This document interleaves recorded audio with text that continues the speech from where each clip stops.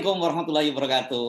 Apa kabar Anda semua? Semoga selalu dalam keadaan sehat walafiat. Ini penting ya, tetap dalam keadaan sehat dan semangat itu karena dalam situasi seperti diingatkan oleh Pak Luhut Panjaitan, badai besar ini akan tiba. Jadi kita mesti bersiap-siap merapatkan barisan. Tetapi saya kira dalam satu hari ini atau 1-2 hari ini Anda mengikuti berita yang saya kira cukup menghebohkan karena hampir semua media di Indonesia itu menurunkan beritanya, ya ini berkaitan dengan investigasi dilakukan oleh sebuah media di Belanda yang berkaitan dengan adanya pelecehan seksual yang dilakukan oleh mantan uskup Timur Timur dulu yang sekarang Timor Leste, yakni Monsignor Filipe Ximenes Bolo, Carlos Filipe Ximenes Belo.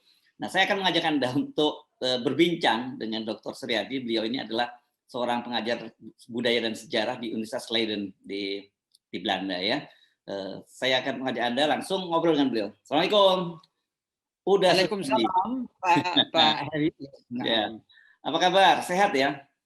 Baik, sehat ya. Bagaimana di sana, Jakarta, Indonesia secara umum? Panas, masih panas. Ya. Udaranya panas. Tapi saya kira di sana sudah mulai musim gugur ya, di Leiden ya? Ya, sudah memasuki musim gugur, Mas. Ya, panas dalam arti politik juga suhu ya di sana. Udaranya panas, politiknya juga lebih panas lagi. Oke. Oke, lebih enak lihatnya dari kejauhan. Dari luar negeri mungkin lebih enak melihatnya daripada mengalaminya sendiri. Iya. Oke, nah saya akan menanyakan pada Anda soal berita itu karena yang menguat ini adalah media di Belanda. Saya nggak tahu bacanya gimana, di Groner Amsterdammer atau gimana tuh bacanya? Ya, de Groene Amsterdammer, ya. Amsterdam hijau, apa itu? Ya. Oh ya, the Groene Amsterdammer. Oh, the Groene Amsterdam. Oke, ya. Ya baik, the Groener aja kita sebutnya begitu ya, lebih ya. gitu ya. Ini orang bertanya-tanya sebenarnya ini media apa? Karena saya baca gitu kan sebutnya ini media kiri yang usianya cukup tua gitu ya di sana ya. Ya, apa namanya, media ini, The Groene Amsterdammer ini sudah berdiri sejak 1877. Jadi sudah berapa ratus tahun itu. Tadi saya meminjam dalam persiapan wawancara ini meminjam bundel perayaan ulang tahunnya yang ke-75 atau 52. Banyak di sana ditulis, dimuat beberapa hal, termasuk soal konfrontasi kita dengan Belanda pada masa itu, zaman agresi ya. Jadi media ini sudah sangat tua, Mas Arief ya. Dan media ini liberal ya, dan merdeka, independen gitu. Dan ini media yang sangat populer di kalangan intelektual dan high class society ya. Jadi kalau kita bandingkan dengan di Indonesia seperti dekat-dekat majalah basis lah. Apakah majalah itu masih ada sekarang ya? Kalau Kalam itu terlalu eksklusif, tapi basis dia punya rubrik ekonomi, politik dan lain-lain. Ya. Jadi artinya ini kredibel lah ya, media ini bukan media yang sensasional, bukan ya? Oh, bukan media kuning atau koran kuning atau apa ya, koran online kuning. Ini media kredibel. Tadi saya berbincang banyak dengan salah seorang jurnalis seniornya, Peter Elshout.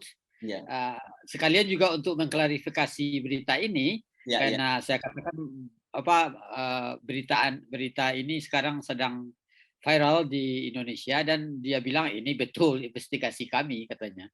Malah investigasi yang sangat mendalam ya. Sebagaimana dapat dilihat di akhir dari laporan dari jurnalisnya siapa namanya itu, Siske yang menulisnya ya. Oh, jadi Anda sempat berbincang nih ya dengan senior jurnalisnya The Groener ini ya? Ya, Peter Elshout namanya. Tadi saya sempat berbincang lama dengan dia. Ya. Oke, apa yang Anda perbincangkan berkaitan dengan topik ini ya, berkaitan dengan topik Uskup Belo ini? Iya, tadi saya menelponnya karena pertama ada beberapa pertanyaan, termasuk dari Mas Ayu sendiri kan tadi, juga dari Mas Subarkah tadi dari Republika dan beberapa teman lain, bahwa untuk mengklarifikasi apakah media ini abal-abal atau Bagaimana? Karena saya bisa memahami pertanyaan ini muncul dari banyak teman di Indonesia karena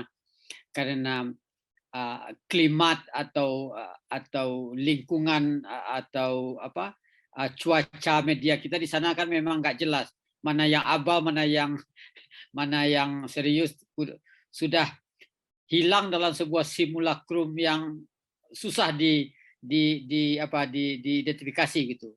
Tapi oleh karena itu saya telepon dan ke nomornya dan alamatnya ada di internet nomor teleponnya. Jadi langsung saya telepon dan Peter Hout segera menjawab dan menjelaskan.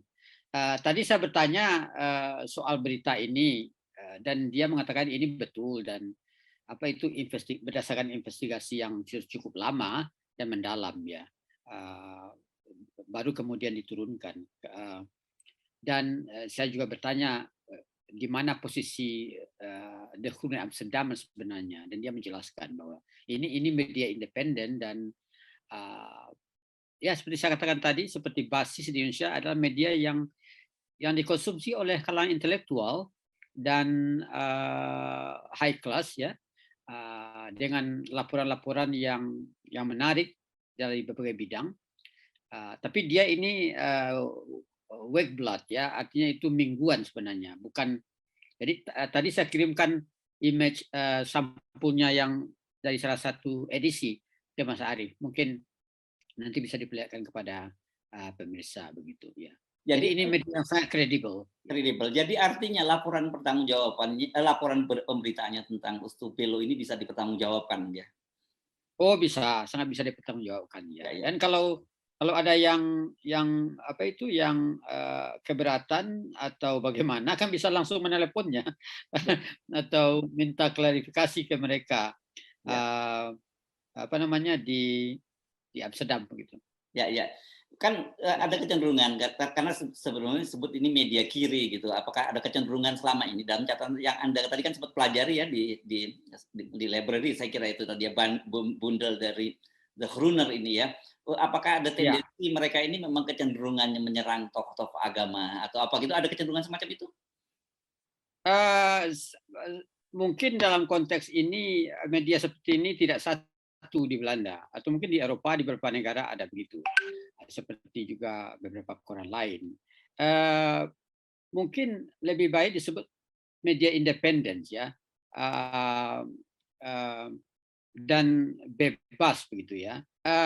Mungkin ada unsur kiri, tapi walau bagaimanapun berita yang mereka turunkan bukan provokatif, artinya berdasarkan investigasi yang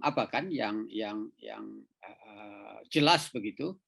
Jadi toh di mana-mana cap kiri atau kanan itu tetap ada dan saya rasa media seperti ini menjadi alternatif bagi pihak-pihak yang ingin mengetahui sesuatu secara lebih transparan dan bebas kan.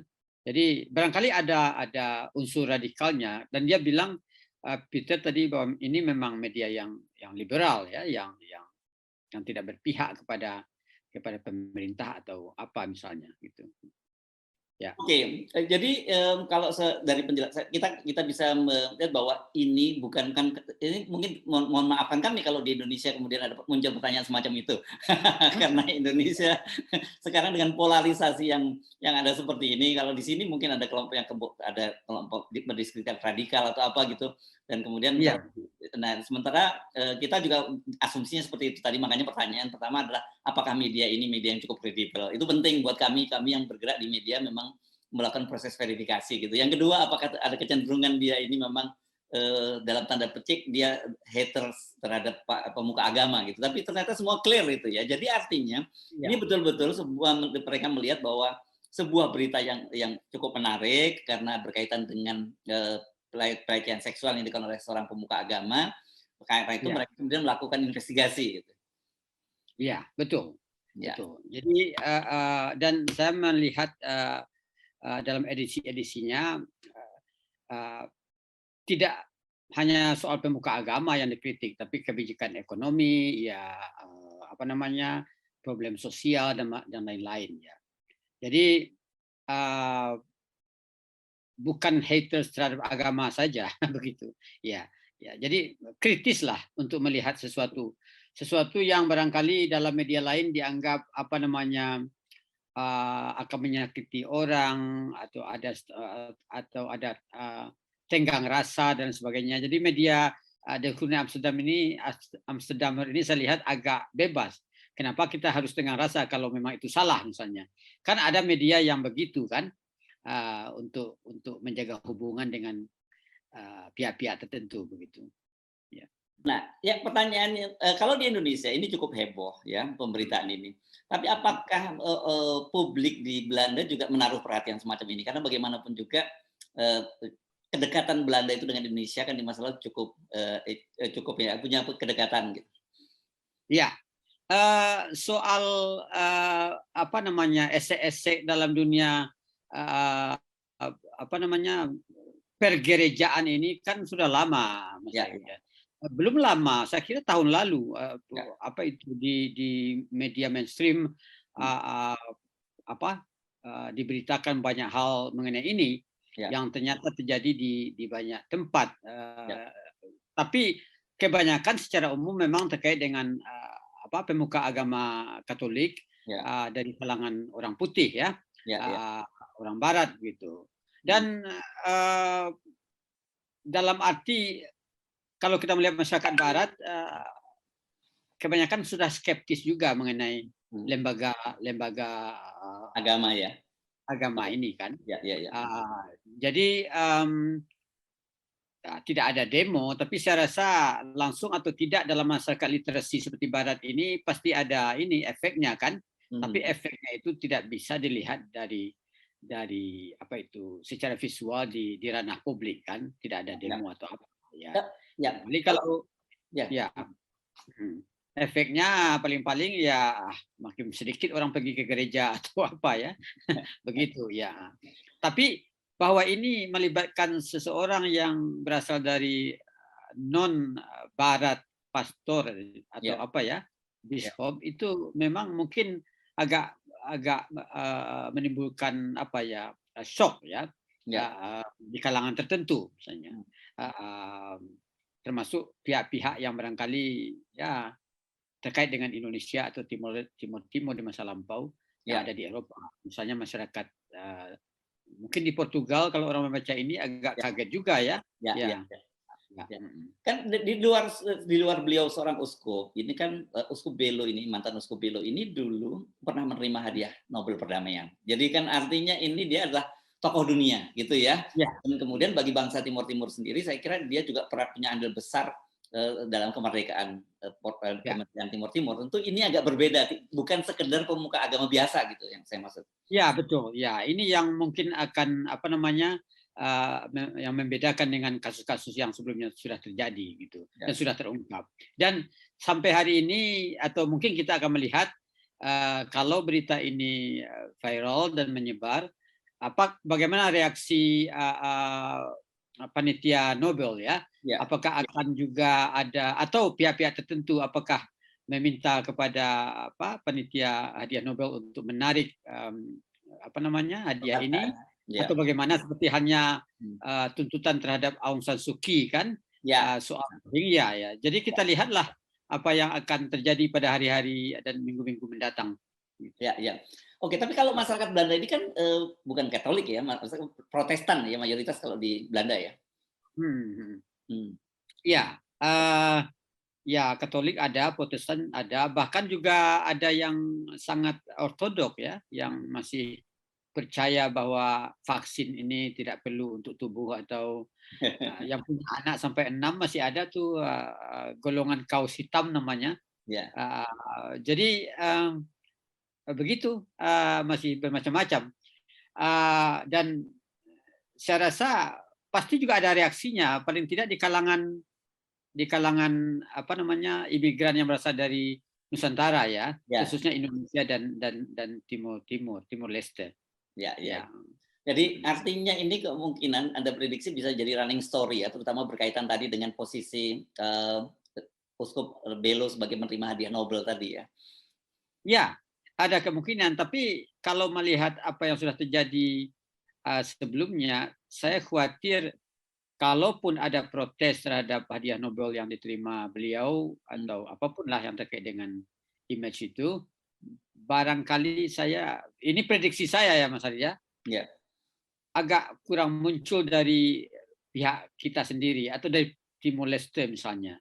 Karena kan sifat masyarakat kita ini tenggang rasa atau apalah, memaafkan atau begitu ya. ya, ya. Tapi saya tidak tahu apakah ini akan muncul dari pihak-pihak tertentu di Eropa atau mungkin di tempat lain gitu. Jadi Ya. ini belum bisa dilihat ya, Ya. diprediksikan ya. Ya, tapi kalau di Indonesia ini tendensi akan semakin ramai gitu, karena saya lihat tadi masih 1-2 media, tapi kemudian malam waktu Indonesia tiba-tiba hampir semua media, saya kira media-media besar memuat beritanya gitu. Iya, memang karena tadi pagi sebelum acara kita ini Mas ini Subarkah dari Republika juga minta konfirmasi Ya. dan saya katakan media De Groene Amsterdammer ini sangat kredibel ya. Yes. Dan kita bisa melihat di akhir artikel mereka itu bahwa penelitiannya sudah lama dilakukan di bawah satu proyek ya, yang namanya Bijzonder Journalistische Projecten. Ini di Belanda, Mas Arief, itu ada beberapa media yang sangat dalam melakukan investigasi yang oleh media lain itu barangkali sulit dilakukan. Misalnya ada juga program televisi, jadi media cetak dan juga online. Misalnya ada program televisi mengenai investigasi mengenai jaringan jaringan narkotik misalnya di Amerika Selatan. Mereka pergi ke sana, mereka mulai dari sini dan pergi ke sana sampai wawancara dengan pengedarnya dengan ini. Jadi mendalam, dan saya rasa De Groene Amsterdammer ini seperti itu juga, melakukan investigasi sana sini dan cross check dan lain sebagainya. Karena dia sebut dalam laporan Siske ini bahwa dia pergi ke Mozambik juga kan, ke Vatikan ya, dan lain sebagainya. Jadi ini bukan laporan yang di copy dari media online lain terus diolah kemudian di copy lagi dari bukan copy paste tampaknya ini. Ya, karena sekarang setelah dia pensiun kan Belo ini pensiun pada tahun 2002 tak lama setelah Timur Merdeka, dan dia mengundurkan diri dan dia ke Portugal karena alasan sakit. Tapi perkembangan terbaru dia memang sekarang menjadi asisten pastor gitu katanya di Mozambik gitu. Iya. Memang laporannya begitu. Jadi seperti ditulis di situ bahwa dia rela mengambil posisi yang lebih rendah sebenarnya kan itu yang sebelumnya gitu. Kita tidak tahu apakah itu menghilangkan jejak atau menjauh, kita tidak tahu. Oke. Tapi saya merasa setelah ini pasti akan ada investigasi lebih lanjut. Paling tidak pasti kalau orang tahu nomor HP-nya akan terus berdering itu Pastor Belo, mantan Pastor Belo. Ya, karena kalau kita lihat dari sisi usia, memang kan harusnya rata-rata pastor uskup itu 75 tahun usianya, pensiunnya. Ini kan masih pada tahun 2002 itu, sekarang beliau ini umurnya 74 tahun. Jadi 2002 yang lalu itu masih cukup muda, dan kemudian alasannya pada waktu itu mengundurkan diri karena sakit. Tapi kemudian belakangan agak aneh kok beliau terus menjadi lagi posisi yang sangat rendah, hanya semacam asisten pastor gitu di Mozambik lagi gitu. Iya, betul. Jadi cukup ada rasa bahwa ya dia ingin menjauh dari Timor Leste dan barangkali juga kita tidak tahu alasan apa, atau ya kalau saya membayangkan karena takut kecium bau atau apa, dan kita tahu ya. Tapi memang ini karena biasanya paling tidak ada promosi di Vatikan kan, apalagi dengan kondisinya. Tapi kalau Vatikan sudah tahu sebelumnya, tentu saja ini supaya bau tidak menyebar, walaupun akhirnya menyebar, tentu Ya, disembunyikan. Saya baru ingat nama uskup ini yang begitu lekat di kepala ya pada ya. zaman-zaman Hmm, saya kuliah atau akhir kuliah hmm, di Indonesia. Tiba-tiba tersentak lagi dengan berita ini. Oh hmm, ya, saya ingat lagi hmm, orang ini yang begitu hmm. populer pada Ya, masa itu gitu. ya, ya, ya, ya, ya, ya. Oke, baik kita ikuti perkembangan berikutnya. Tapi saya kira mumpung saya bicara ngobrol dengan Anda sebagai seorang pengajar sejarah dan budaya Asia Tengah, Asia Tenggara dan Asia Selatan ya di Leiden University ya. Kalau di sana apa yang menarik perhatian orang tentang Indonesia saat ini? Karena ini kelihatannya juga momen-momen yang menarik di Indonesia ini. Ya, untuk Universitas Leiden sendiri, Mas, secara umum memang pusat fokus perhatian agak berubah sekarang. Kalau dulu Leiden ini menjadi the mecca of uh, Indonesian Studies di bidang Yes. sastra dan sastra klasik terutama sastra modern ya zamannya Profesor Tiu, Ya, Profesor Henk Mayer ya. ya. Tapi sekarang topik-topik yang menarik itu soal lingkungan, soal politik ya, Hmm. budaya populer ya. Jadi barangkali ini juga mengikuti perkembangan di sana dan politik Indonesia tetap menjadi perhatian ya. Nah, Juga soal Islam ya, soal Islam ya, ya, ya. juga menjadi perhatian ya. Dan ini dua subjek yang selalu muncul dan banyak peneliti mendapat grant yang besar dari ini Ya. uh, untuk penelitian di bidang ini. Jadi lingkungan, kemudian politik dan agama Islam ya, Ya. Islam ya. Apa khususnya kalau Islam itu yang membuat ketertarikan peneliti di sana? Ya soal kecenderungan konservatisme muncul ya, Mhm, seperti kita lihat sekarang ya, mhm, soal isu-isu Islam dan politik yang digunakan oleh pihak yang nasionalis sekuler ya, mhm, dan isu-isu yang terkait dengan identitas ya, identitas mhm, keislaman ya. mhm. Jadi politik identitas dalam pengertian hubungannya dengan kenegaraan gitu. Ya, ya, ya. Dan kita lihat sekarang sebenarnya ini sebenarnya perulangan sejarah saja kan. Pada Ya. tahun 50-an Mhm, cekcok antara grup nasionalisme sekuler dan nasionalisme agama ini sudah kan, tapi auranya berbeda sekarang kan. Jadi kita lihat sekarang kontes yang satu mempromosikan pakaian adat ya, termasuk melalui tubuh presiden ya, untuk melawan apa yang mereka sebut Arabisasi yang makin masif ini. Ini menjadi perhatian orang di sini gitu. Jadi dan ini tentu saja langsung atau tidak terkait dengan politik kan.